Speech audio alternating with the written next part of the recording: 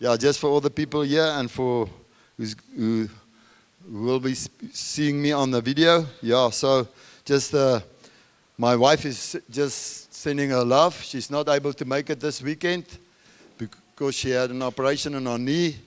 So she's getting, we are getting older, but she really missed you guys, and she sends her love to all the Namibians, and she hopes to see you very soon again.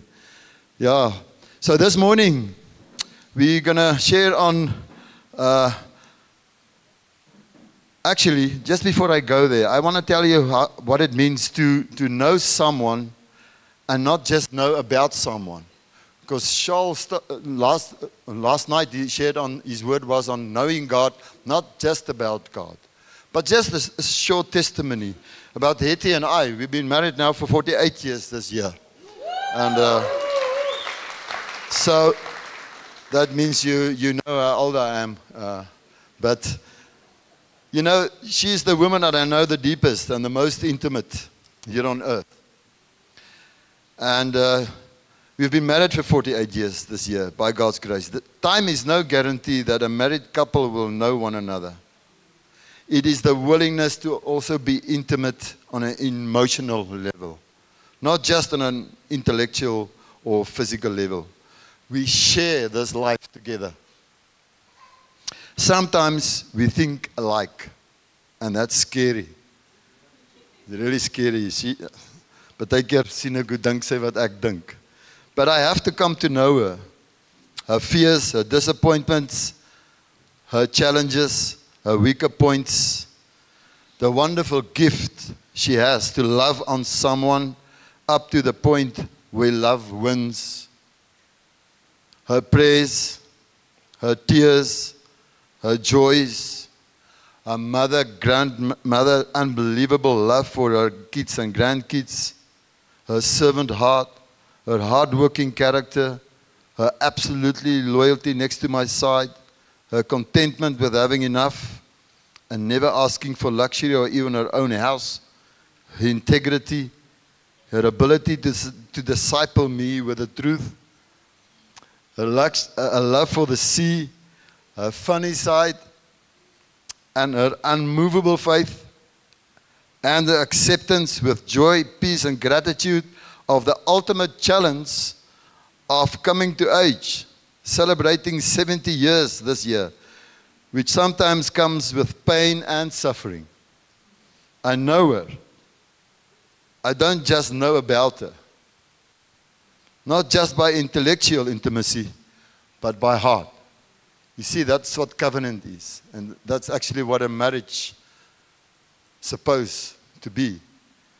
And that's what it means. If you're really intimate with God, you get to know Him, not just know about Him. I know He's a person, for sure He's a person, but He's not a human. But it's a wonderful thought, just to just ponder on the thought that God has a desire that you and I can know Him intimately. You can even know His emotions and His will and His power and His majesty and His mind, because we have the mind of Christ. So for me, it's a wonderful topic just to, and I'm so glad Charles preached on it last night, but that's our inheritance. Just think of it. God has a desire that you will know Him intimately. And yeah, don't let it go past you very quickly. Go take it home and make time with the Lord and find a place where you find that intimacy with Him and where you hear His voice, listening to that soft, small voice inside and follow Him. It's a wonderful experience. So that's not what I'm preaching on, but yeah.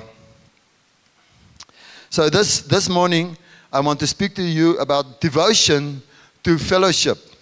But before we go there, just tell that friend next to you, tell him please, that going through this life, tell him, going through this life, without being connected to godly relationships is like an unsharpened pencil. There's no point to it.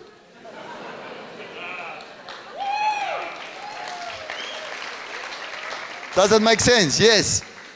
So I fully believe that we are not careful in this life. we will lose one of our precious values that we have in the kingdom of God, and that's fellowship. Do you agree? If we're not careful, we're going to lose it. That's why, again, this morning, I believe God wants to bring us back and let us see what the importance is, that we will actually devote ourselves to fellowship. Not just as a sideline or a fringe activity, but it's core. It's one of the pillars in the church. I mean, the life that we live in now is a selfish, materialistic, cruel, loveless, godless world. And we get so busy. We're in the world. We're not from this world, but we're in the world. And if we're not cautious, we lose fellowship. Fellowship with God and fellowship with one another. So this was a wonderful weekend. We started off with God wants us to see more and to broaden our vision in church and reach out. But we cannot do it when we're not in fellowship with God Himself and in fellowship with our brothers and our sisters. So just look at that guy next to you and say, "Hey man, I need you. I really need you. I really need you." This life is not about me, myself, and I. It's about us. 412 is about us. It's not about me. It's about us. The church is not supposed to be a lot of individual persons coming together and worshiping God on a Sunday. And unfortunately, we see it in so many churches. Individual people coming together on a Sunday morning, worshiping God, and go back home, and there's no fellowship. It's not about you. It's about us. It's about God, and then it's about us. This is the body of Christ. Therefore, if you listen to this morning, please examine yourself where you are. I really believe God has set us on His way. Lord, that, like we sang in that last song, show me your way, Lord. Keep us on your way. There's a way of God, and fellowship is one of it. Am I right? So let's read Acts 2:42. You know it so well, but let's read it again. In that verse, we find the 4 pillars of church. Just remember this. The 4 pillars in church. Not 4 activities, but the church was built on this. And they devoted themselves to the apostles' teaching. What is that? That was for them, that was the Word. They devoted themselves to the Word. Old Testament and the teaching of the apostles. They were devoted to it. And the fellowship. Not just fellowship, the fellowship. To the breaking of bread and the prayers. These are the pillars in church. You need to see the importance this morning of fellowship. If you really see it, it's not just a thing I will make time for it, but you will be devoted to it completely. So the key verse this morning, Romans 12:10. And remember this verse, because this is the foundation of the preach this morning. Love one another with brotherly affection, but the translation that I have says, be devoted to one another in love. Be devoted to one another in love. Romans 12:10. So actually, when we read it in Scripture, it is not an option. It is a command from Jesus. Be devoted to one another. It's not about me, myself, and I. When I get to people and I ask them, tell me about your fellowship in church. Are you really into it? Are you really devoted? So many of them tell me, yeah, hey, broer, you know, I've got kids. I work hard. I need to do my sport and whatever. I've got social media, smartphones, Facebook, X, I don't know what else. But at the end of the day, I don't have time to give myself to fellowship. Maybe I go to community once in a while. And actually, when you see it like that, you're not devoted. You only do it when you're comfortable and when you find the time to do it.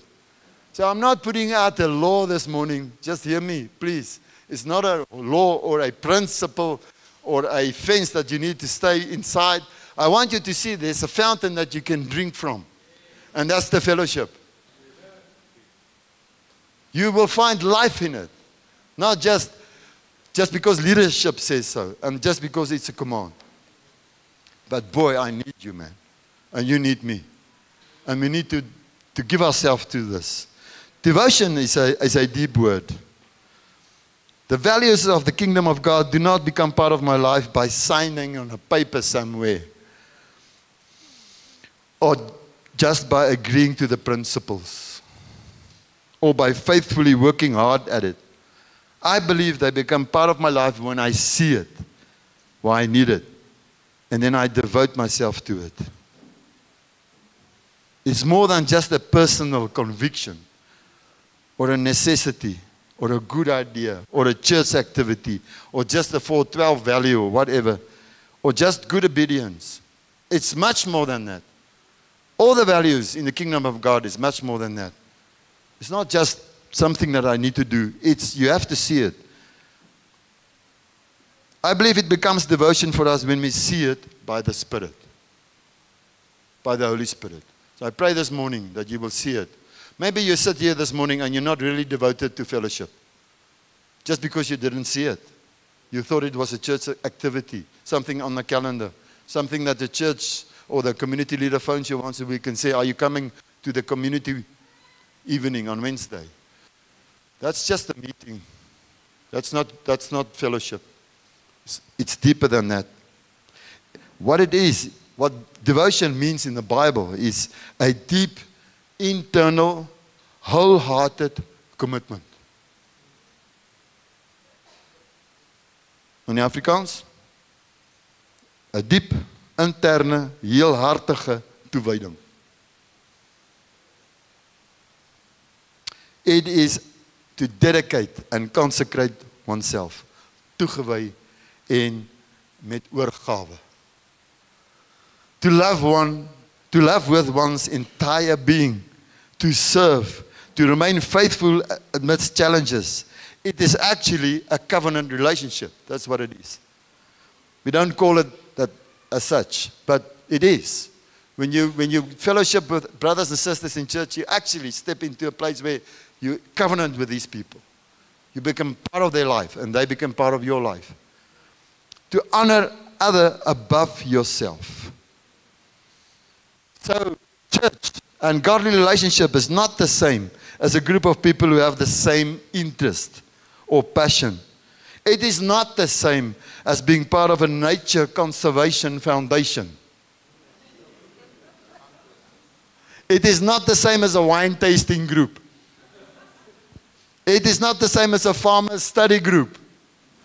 It's not the same as a walk your dog association or the golf club.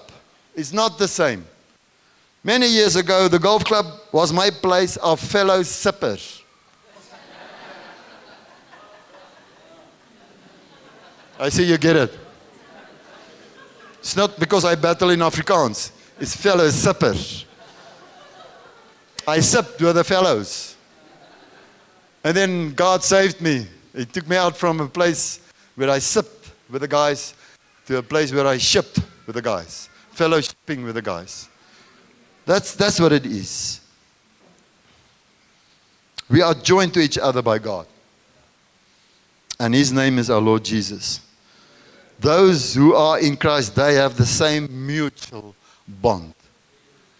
We are binded together, man. We are binded together in love. We're brothers and we're sisters. And you know what? I believe the church will still be alive in heaven. It will still be the bride of Christ. Actually, it will be the wife of the Lord. Because we're engaged now, but the wedding is coming. Amen? Yeah, the wedding is coming. Yeah. So what's the purpose in all of this? Why did God put us in a body together? And yeah, sometimes it's not so easy, but why? What is the reason? You have to know why. Why do we have to be devoted to one another? There is just one purpose. You have to remember that. We are devoted to one another so that we will actually reflect Jesus Christ. We will bring glory to His Son. That's the only reason. There's nothing else to it. It's not about your ministry. It's not about my ministry. It's not about your gifting. It's not about whatever. Your prominence is not about your problems. It's not about you. It's about Jesus. So if you are devoted to one another, you will find this beautiful place in the body. And when people look at this body and we love one another as we should, they will actually not just see a church, a different church, or a better church, or a healthy church. They will see who? They will see Him. That means if we're really, really committed and devoted to one another. Jesus said, by this the people will know that you are my disciples. What? That you love one another. And you will love like Jesus loved us. That's what it is. You will love like Conrad loves. Amen. Does that make sense? God's going to put something in our hearts this morning about devotion. So next time when you maybe just thinking to yourself, will I give myself to community life? Will I give myself to a church? Maybe you sit here this morning, you're not actually a member of a church. You are an individual. I pray that God will do something in your heart. And you will see the beauty of being devoted to one another. Just thinking of myself. Mani says he's an introvert, but that's not true. I'm just joking. He's for sure, you guys can see he's not an introvert. So, actually I am an introvert. And it took a serious dying to self. Just to smile more. Because they said to me in Just Jen, Len, you're not so bad, but what we want you to do is just get a friendly face, man. Just smile more. Just be more approachable. So, but can't you see I'm approachable? For me, my default is very approachable. I'm an introvert. But whether you're an extrovert or an introvert or a kuffert or whatever, at the end of the day, you have to be like Jesus. You need to love people. Fellowship, being devoted to fellowship is not just a principle that you need to obey. It's something from your heart. It needs to move from your mind to your heart. The furthest point from one another in this building is not from that side to this side, but from here to here. You need to get it in your heart. Fellowship is something from the heart. Even if you get to the place, or to a place, or you're amongst brothers and sisters who are not so easy to love. Who says you are?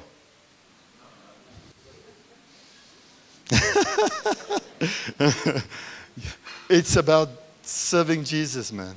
That's what it is. He set us the example. He gave everything for us.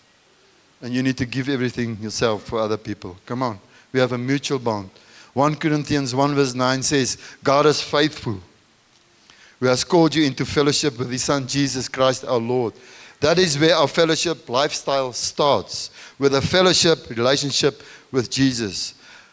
That's where it starts. It will not be possible to fellowship with people if you do not fellowship with Jesus. It starts there. He's your fountain. By the Holy Spirit, He pours His love into your heart. It's not on your own strength. Nothing in you wants to do this. But everything in you wants to do this when the Holy Spirit takes control of your life. Does it make sense? Yeah, so 1 John 1 verse 3 says, we proclaim to you what we have seen and heard, so that you also may have fellowship with us. If you see what we saw, and if you hear what we heard, if you see Jesus, then you will have fellowship with us. We have fellowship, man. It's so much more than playing 30 seconds together. And our fellowship is with the Father and with His Son, Jesus Christ. We are in union with Christ. We are in fellowship with each other. So what does this mean? Listen to this. So many people tell me nowadays, you know what? Jesus and I, we're okay. Man, we are just okay. I don't need a church. I don't need people. Really? What? You serious? Yeah. Jesus and I don't need all the geite, the problems of people. I'm okay where I am. Amen. You need the church. You need godly relationships. That's not true. The second reason is that we need to follow Jesus' example, as I said, when he was on earth. 1 John 2 verse 6 says, whoever claims to live in him must live as Jesus did. So who of you have ever watched an episode of Chosen? Just a few people. Okay, more than I thought. Wonderful. So I just love it. Not because I think it is accurately or whatever, but what I see in it is Jesus living a community lifestyle with a group of people for 3.5 years. He gave himself to live with them. Not just the serious meetings, but live with them, pitch tent with them, eat with them, sleep with them, travel with them. And they saw everything in Jesus, all his physical challenges that he had as being God in a body. And he saw all their emotions and their lives. They did life together. That's what it is. Fellowship is doing life together. Sharing this life together. If Jesus did it for 3.5 years, you know, he could have been Jesus, the rabbi, on a horse. And all the people followed him, thousands. And he, with a nice, what you call it, wagon at the back, and that's where he slept. And they could have brought him all this wonderful food and honored him as the King of Kings and the Lord of Lords. But he decided, no, I will ride a donkey. And I will live amongst the people on this earth. I will give myself to fellowship. So listen, man. This is not rocket science. If Jesus did it, why should we not do it? Hey? Have you got any excuse not to give yourself to fellowship? To love people around you? No, we do not have any excuse. The third reason we need to see and embrace so deep and powerful, all the other reasons connected. Listen to this, Romans 12, verse 4 to 5. For just as each of us has one body with many members, and these members do not all have the same function, so in Christ we, though many, form one body, and each member belongs to all the others. We're talking about chains of ownership.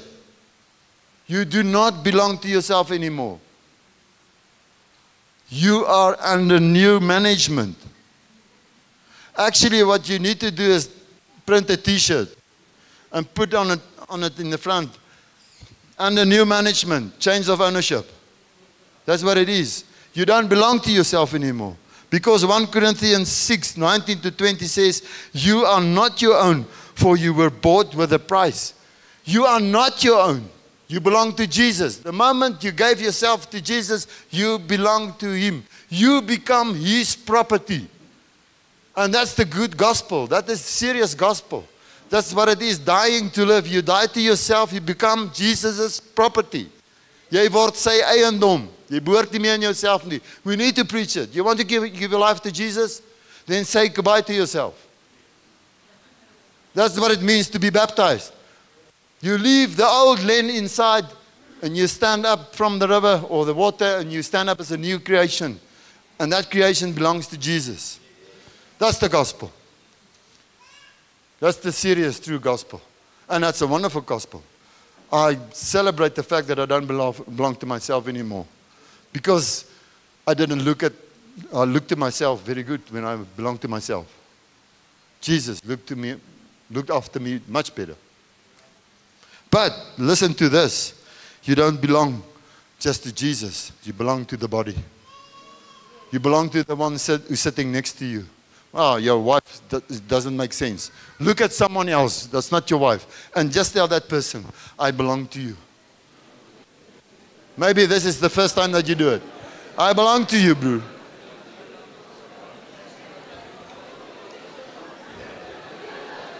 Yes, And then you say, just tell this person, you belong to me. You are my property. All right.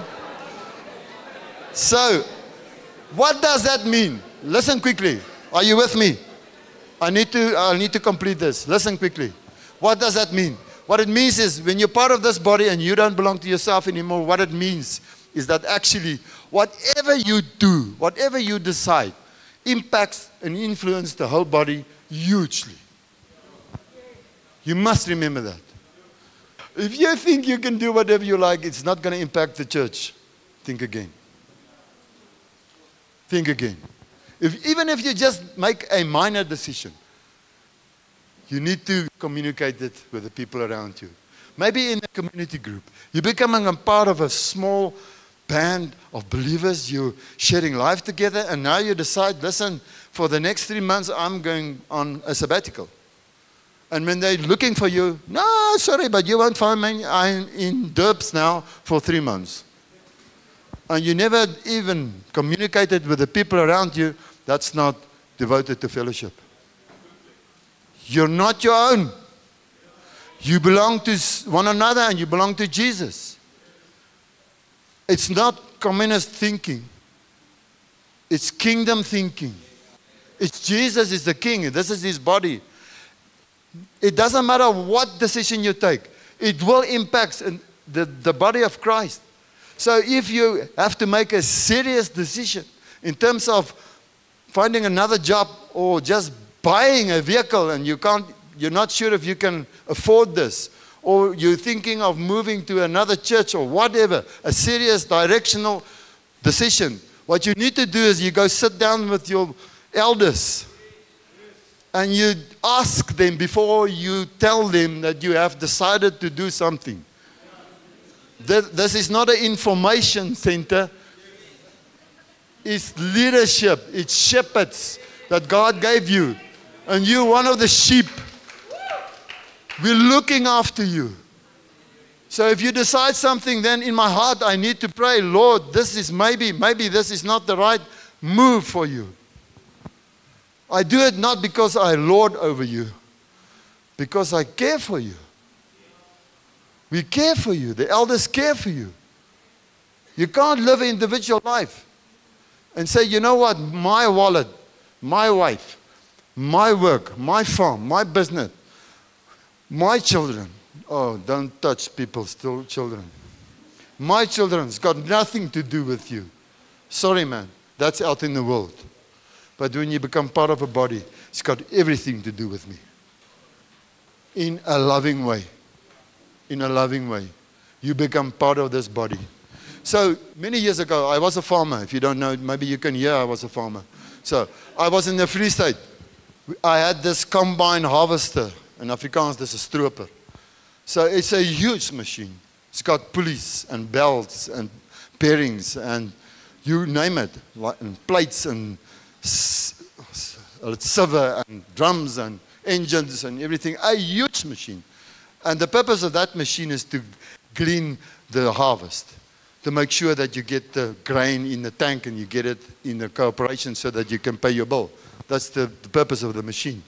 So this whole huge, complex, 10 million rand now, if you want to buy one now, in the Western Cape, if you want a combine harvester now, you're going to pay anything, a proper one, from 10 to 12 million bucks. That's what it costs now. So this huge machine, when it goes out there and it starts harvesting the crop, on the shafts where the pulleys are on, there's a small little key, just like this. What you do, there's a groove on the axle, and then you put the pulley on the axle, and then you put the key on that groove, and it actually tightens the pulley so that it doesn't slip on the axle. You understand what I'm saying? Yeah. Okay.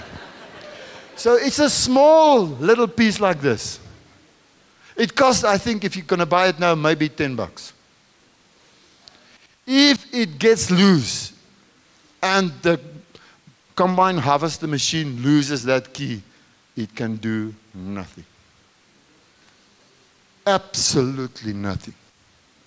You will have to stop right there, take your bakkie, or your Hilux, sorry, and then you go to the corporation, and you, even if it's 200 kilometers from there, if you don't have that key that fits there, and you have to go and buy a key and bring it back and put it in that groove so that that pulley can be fixed again so that the machine can work.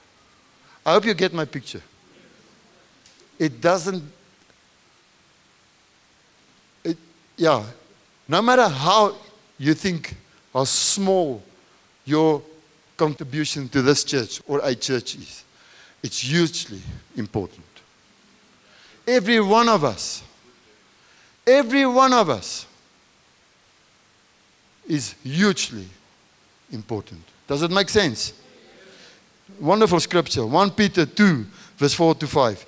As you come to him, a living stone rejected by men, but in the sight of God, chosen and precious, you yourselves, like living stones, are being built up as a spiritual house, to be a holy priesthood, to offer spiritual sacrifices acceptable to God through Jesus Christ. Now, in Afrikaans it says, stene, lewende stene, is ek reg? Actually, it's not bricks, it's stones. So bricks got a flat surface, man, it's square, and they all look the same. So it's so easy to put them in the wall and build with bricks. So easy. You just put cement in between and you fix and you build a wall. But you know what? Karel and ek is verseker nie dieselfde nie. He looks different. He's a different type of stone, bro. And and Fanny, and Andre, whoever, and Lloyd. We're stones. Die beste vertaling, die nuwe vertaling praat van klippe. Ons is klippe. And you know what? We need to be grinded and shaped and molded to fit to, sorry. Especially for you, yeah. To fit to one another. To fit all the sharp points and all die skerp punte need to be grinded away so that we can fit to one another. And maybe you fit in that community because I gave myself. Yster slyp yster. Iron sharpens iron. It's the same principle. It's so beautiful to be devoted to fellowship because I need you, bro. I need you to shape me. At the end of the story, the shape that you need to be shaped in is the shape of Jesus. The fourth reason is that we need each other, like I said. The eye cannot say to the hand, I don't need you. And the head cannot say to the feet, I don't need you. We not only need one another when we are in need, but we mainly need one another to take the land in our inheritance, our destiny in God. So listen to this, what happened in Numbers 32. There were two tribes, Reuben and Gad. These were the two tribes of Israel. So when they all were on their way with Moses, so they came to the river Jordan. And these two tribes were farmers. And the word says they had a huge amount of livestock, of cattle and sheep. But when they came to that territory, Gilead, they saw that the land was very good for their cattle. Lots of grass, and they know this is the place, man. I think it was two farmers, and they looked at the place and after the rains, and the grass was like that in Namibia. And they said, hier kan ons boer, broer. Hier kan ons broer.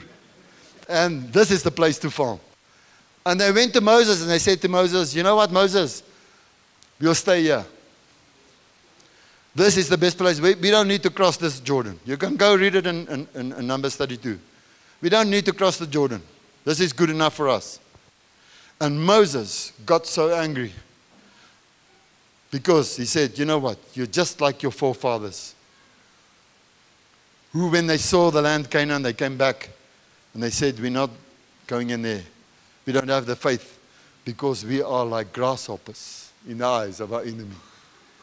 And they all died because of their unbelief. And you are just like them. Therefore, you cannot do this thing. So the two farmers made a plan and they said, we need this land. But what we'll do, Moses, we give you this promise. All our men, armor-bearing men, met ander woorde, as jy groot genoeg is om te kan veg, all our armor-bearing men will go together with our families, with the other tribes. Our families, the kids and the women will stay behind with the livestock. But we will go with all the other tribes. And we will fight for them and with them until they take all that is theirs. And they did. They went with until the land the other tribes got was taken. And then they came back. They were devoted to fellowship. You see, sometimes, not sometimes, I believe all the time, you need me and I need you to get to my destiny, to get my inheritance. And sometimes, and not just sometimes, all the time, your inheritance is more important than mine. If I help you to get to the place, your destiny, to the place which God has for you, I will find my place. I will not lose it. But we are so focused on my destiny, my ministry, my importance, that we actually become selfish. And we need the hearts of Reuben and Gad. You need the hearts, and that's what it means to just keep yourself. So listen to this, man. This is a hard thing. Devoted to fellowship is not just coming to church. This is not that preach. You give yourself. You ask yourself in that community, Lord, give me a prophetic word. What can I do to help this guy? What can I do to help Paul to get to his destiny, Lord? What can I do, Lord? You just show me. I will help him. It's about him and about you and not about me. And I promise you, when you have that posture of heart, God will make absolutely sure that you will get your inheritance. But if you go for your inheritance, you're going to lose it. People fighting for themselves and never finding what God has for them. Does it make sense? So listen to me, I'm old now, but one of the best fulfillments that I have in life is to see people come to their destiny. Especially the younger people, the younger men, the young lions. Get them to the places where God wants them. To see them there. And they're doing better than I ever did. I praise God for it. Because you know what? Their inheritance is mine. I will get my reward in heaven for making sure that my heart was in the right posture to make sure that Yaku will get his reward in this earth. That's devotion to fellowship. Does it make sense? It's so wonderful, man. Yeah. I close off with a fifth reason that we were made to live in fellowship. No one, listen to me, no one is an island. No one is, nie een van ons is 'n eiland nie. No one is an island or choose to live in solitude by his own free will. God just didn't make us like that. Psalm 68 verse 6 says, God sets the lonely in families. He leads out the prisoners with singing, but the rebellious live in a sun-scorched land. And that rebellious is people who will not give themselves for fellowship. That's what it is. God has a wonderful, wonderful destiny for you in church, in fellowship.